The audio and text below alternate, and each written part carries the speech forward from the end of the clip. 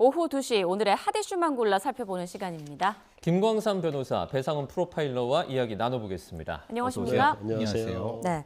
자, 어제 이재명 대통령이 이해훈 기획예산처 장관 후보자에 대한 지명을 전격 철회했죠. 자, 지명부터 철회까지 관련 목소리부터 들어보겠습니다. 이해훈 후보자는 국회 예산결산특별위원회 간사, KDI 연구위원 등을 역임한 정책과 실무에 능통한 분입니다. 4년간 의정활동을 바탕으로 곧 출범하는 기획예산처가 국가 중장기 전략을 세심하게 수립하여 미래 성장 동력을 회복을 시킬 적임자로 판단됩니다. 이재명 대통령은 숙고와 고심 끝에 이해훈 기획예산처 장관 후보자의 지명을 철회하기로 결정하였습니다. 후보자는 보수정당에서 세 차례나 국회의원을 지냈지만 안타깝게도 국민주권정부의 기획예산처 장관으로서 국민 눈높이에 부합하지 못했습니다.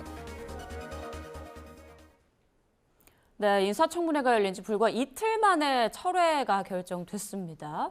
이게 신속하게 그것도 자진 사퇴가 아닌 철회로 결정을 내린 그 배경은 뭐가 있다고 보세요? 일단 저는 이제 개인적으로 볼 때 예. 이해훈 후보자에 대한 청문회는 할 필요가 없었다 저는 그렇게 봐요. 왜냐하면 그 전에 지금 문제되고 있는 것들이 단순한 의혹이 아니고 굉장히 이제 팩트가 확인이 됐기 때문에 설사 본인이 청문회 선다 하더라도 이걸 어떻게 변명할 수 없는 그런 의혹이 한두 가지도 아니고 굉장히 많았잖아요.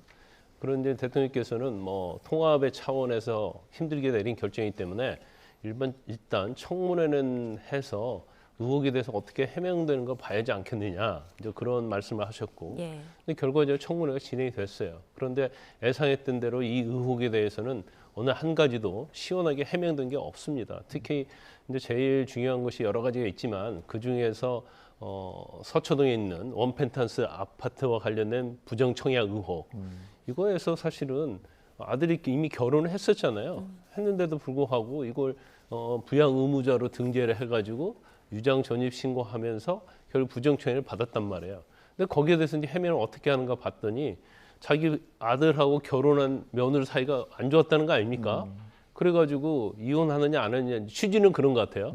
그래서 같이 살 수 있을지 안 살 수 있을지 그건 판단할 수 없기 때문에 결과적으로 부양가족으로 등재를 했다는 거죠. 근데 그건 말이 되지 않죠. 왜냐하면 세종시에서 실질적으로 독립적으로 직장생활을 했지 않습니까? 또 결혼했잖아요. 또 용산에 전세가 있었잖아요. 그래서 사실은 뭐 아들 부부 사이가 좋고 안 좋고는 이건 아무런 관계가 없는데 마치 부부 사이가 안 좋아서 뭐 이혼할 걸 전제로 해서 부양을 계속 하는 걸로 했다랄지. 근데 그 당시에 전세금도 빌려주고 막 그랬거든요. 집 얻는데. 예. 근데 그게 말이 되지 않는 거죠. 그래서 이것뿐만 아니라 이제 모든 의혹과 관련해서 거의 뭐 거짓말이라고 아마 청와대에서 판단을 내린 것 같습니다. 그래서 이건 원칙적으로는 이해훈 후보자의 어떤 면을 세워주려고 하면 이제 자진 본인이 사퇴하는 게 맞겠죠. 그런데 저도 깜짝 놀랐어요. 왜냐하면 적어도 한 뭐 주중에나 어떤 입장 표명이 있을 거라고 생각했는데 갑자기 청문회 끝나자마자 주말에 그것도 지명 철회를 해버렸거든요. 예. 그래서 청와대 입장에서는 자진 사퇴를 하라는 그런 여유도 줄 필요가 없다. 이 정도면은 명확하게 부적격자다 해가지고 아마 제가 볼 때는 지명 철회를 한 게 아닌가. 결과적으로 이해훈 후보자한테는 더욱더 이제 치명적인 지명 철회다 이렇게 볼 수 있죠. 네. 자, 우여곡절 끝에 이제 진행이 된 이번 인사청문회에서 장남 입시와 그리고 부정청약 의혹, 갑질 논란 등 각종 의혹에 대해서 해명이 이어지기도 했는데요. 이해훈 전 후보자의 목소리 잠시 듣고 오겠습니다. 이 아파트 내가 포기하겠다. 이 정도는 각오를 가지셔야 이재명 정부의 초대 우리 기획예산처 장관의 자격이 저는 있는 걸로 봅니다. 네, 알겠습니다. 네. 그런 용의가 있으신 거예요? 예? 대답을 하세요. 고개 끄덕끄덕 하시면 누가 압니까? 속기록에 남겨야지. 네, 있으신 거예요? 없으신 거예요? 네. 내가 뭐예요? 계속 있다고요. 장남은 결혼을 했고 세대수를 사실은 유지를 해야 되는 것 때문에 결혼 사실을 알리지 않았고 결혼 신고를 하지 않았고 혼례를 올리고 곧바로 좀 문제가 생겼습니다. 두 사람의 관계가 깨어진 상황이라 최악으로 치달았습니다. 그 시기에 발병을 했습니다. 발병을 해서 지금까지 치료를 받고 있습니다. 관계가 파경이 되면서 이 모든 게 이제 정신적인 압박과 스트레스 등등으로 사회 기여자 전형 중에 국위 선양자라고 하는 게 있죠. 집안에 누가 이렇게 국위 선양했습니까? 누구냐고 물어보잖아요. 국위 선양자가 하고 있습니다. 누구냐고요? 국위 선양자가 누구냐고 묻는 게 그러니까 국위 선양자에 말씀하고 제가 지금 정의를 물어봅니까? 국위 선양자가 누구냐고요? 네, 지금 녹취 보고 오셨는데 사실 다양한 의혹들이 있었어요. 그 중에서 그 프로파일러께서 보실 때는 가장 큰 의혹은 좀 어떤 거라고 좀 보세요? 그 국민의 3대 가장 큰 영리인이 교육, 병역, 부동산 다 걸렸지 않습니까? 근데 변호사님 말씀하신 것 동의하는 건 이제 부동산.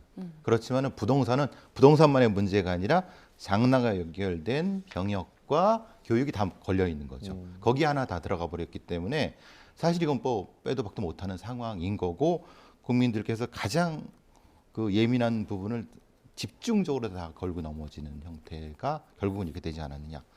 조금 그 전 의아한 부분이 하나 있는 건요. 지명을 하셨을 때는 국민소통수석이 발표를 하셨는데 네. 나가실 때는 정무수석이 하셨거든요. 네네.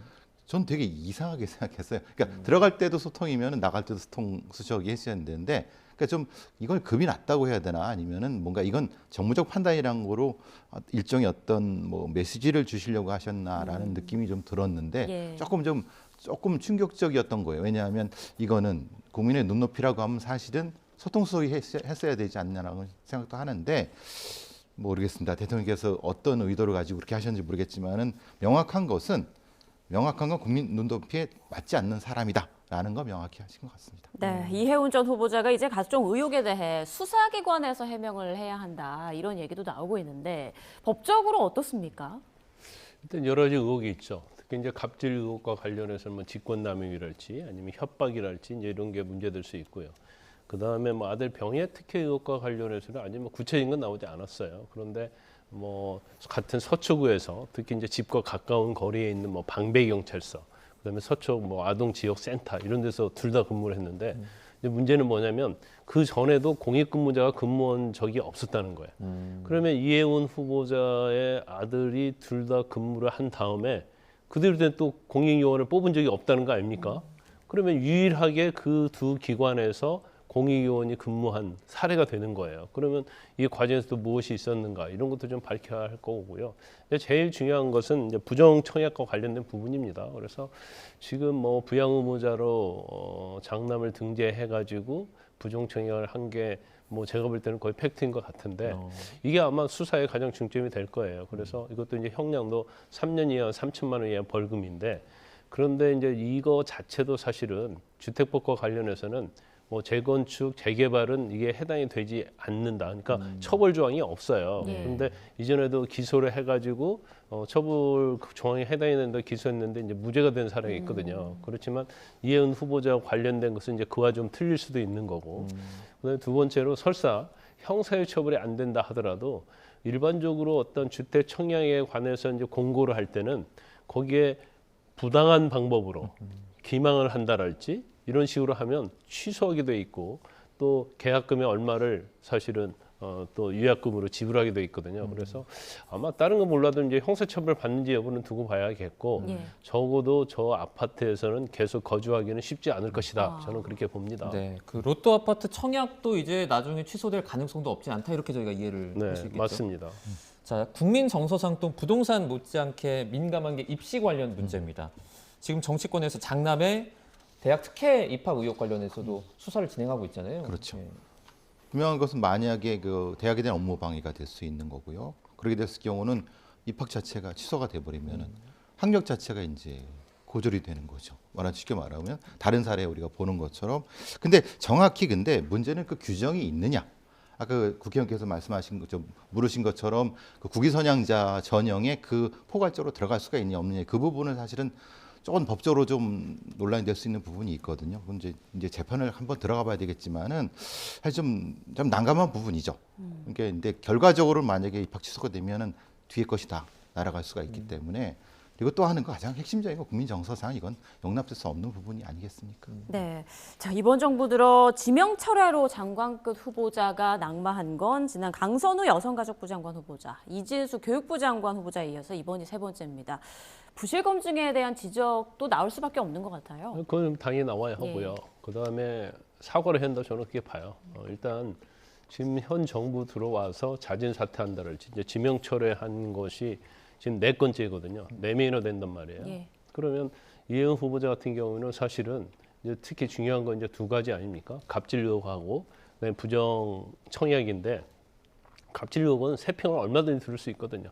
일반적으로 인사 검증할 때 3평은 무조건 합니다. 그러면 사실 이혜은 후보자가 국민의힘 쪽이라 할지라도 국회에서 3평 들을 수 있는 거고요. 그다음에 국회의원 보좌관이 얼마 동안에 얼마나 많이 바뀌었는지 오늘 강선 후보자 전에 할 때 딱 경험이 있지 않습니까? 그런데 왜 이 3평을 놓쳤을까? 이제 그런 생각이 들고 그다음에 재산이 전에 비해서 엄청나게 불어났잖아요. 그러면 재산과 관련해서 충분히 검증할 수 있었을 겁니다. 그래서 더군다나 주택 청약과 관련해서 이제 가점 요소가 부정 청약이 되게 보면 이제 부양 의무자가 몇 명이냐 이것이 굉장히 또 결정적인 역할을 하거든요. 네. 그러면 이 정도까지 했어야 하는데 그걸 하지 않았다는 거에 대해서 검증 시스템에 좀 문제가 있다 이렇게 봐요. 그래서 이거 자체를 갖다가 아니 뭐 우리 당도 아니고 상대방 당에서 공천을 몇 번이나 받은 사람은 우리가 어떻게 검증을 하냐.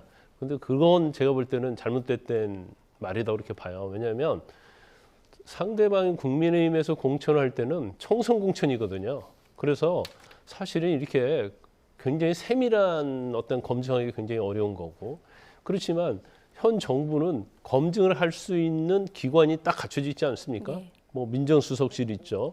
그다음에 국세청이랄지 뭐 금감원이랄지 저 모든 기관을 동원해서 사실은 검증할 수 있어요. 이제 그렇기 때문에 이번 기회를 좀 기회 삼아 이번 기회를 좀 어떻게 반면교사 삼아가지고 앞으로 이제 검증은 더 잘해야 할 것이고 더군다나 만에 하나 기획예산처 장관을 또 지명을 했는데. 예. 만약에 하나 또 이런 사태가 생겨버리면 그건 이제 정권에 굉장히 치명적이죠.